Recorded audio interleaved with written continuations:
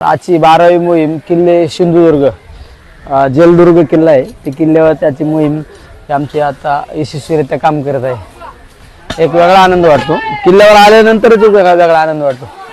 या मागचा उद्देश काय तुमचा आहे? इथली परिस्थिती काय आहे, काय काय होणं गरजेचं आहे? एवढा मोठा ठेवा आहे शिवाजी महाराजांचा।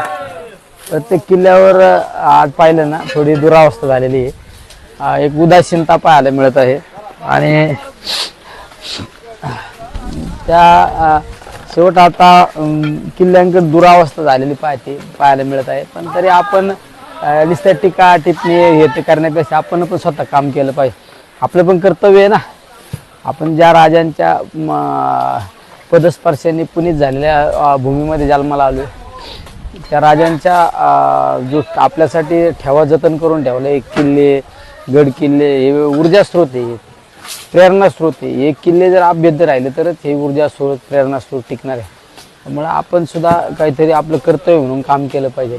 म्हणून आपला मावळा नावाची आमची जी संघटना आहे, त्या संघटनेच्या माध्यमातून महिन्याच्या एका रविवारी एका किल्ल्यावर जायचं, स्वच्छता करायची, संवर्धन करायचे, साफसफाई करायची, मावळा म्हणून काम करायचे, एक वेगळा आनंद वाटतो।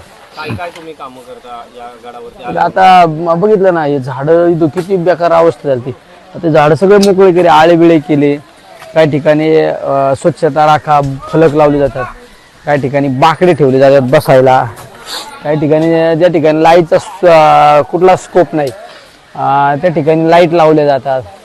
असे छोटे मोठे काम त्या ठिकाणी केले जातात। एकंदरीत परिस्थिती पहिली 12 किल्ल्यांची आतापर्यंत तुम्ही जिथे स्वच्छता आणि संवर्धन मोहीम राबवली, परिस्थितीबाबत तुम्हाला काय वाटतं? सगळीकडेच दुर्लक्ष झाल्याचं पाहायला मिळत आहे, पण दुर्लक्ष किती दिवस होणार आहे? दुर्लक्ष करून चालणार नाही। हे जर गड किल्ले जर यांची अवस्था अजून जर वाईट झाली तर परत आपल्याकडे पस्ताव करण्याशिवाय दुसरी कोणतीच गोष्ट आपल्या हातात राहणार नाही। त्यामुळे या गड किल्ल्यांकडे लवकर पाहिलं पाहिजे, हे अभेद्यपणे परत उभा केले पाहिजे आपल्या सर्वांना सलाम करण्यासाठी। गड किल्ल्यांवर मंदिरांची तर इतकी दुरावस्था आहे, ते मंदिरं सुद्धा चांगले झाले पाहिजे। त्यामुळं आम्ही सुद्धा हे सगळं करत असताना प्रत्येक किल्ल्यावर एक डॉक्युमेंटरी तयार करतो, या किल्ल्यावर काय काम करणं अपेक्षित आहे ते सरकारच्या समोर मांडण्याचा आम्ही प्रयत्न करतो। त्यामुळे सरकार सुद्धा यामध्ये लक्ष घातलं पाहिजे आणि अनेक शिवभक्त मावळे पुढे येऊन अशा पद्धतीने काम केलं पाहिजे। आगामी पिढी बघितली, महिला वर्ग मोठा आहे, लहान मुलं आहेत, या मोहिमांमध्ये सहभागी होताना कुठेतरी शिवाजी महाराज खरे कळले पाहिजे।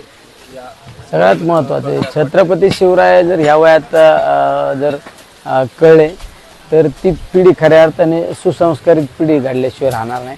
त्यामुळे लहान लहान छोटे छोटे मुलं सुद्धा या मोहिमेमध्ये सहभागी असतात, आमच्या माता भगिनी सुद्धा या मोहिमेमध्ये सहभागी होतात आणि सगळे अतिशय चांगलं काम करतात।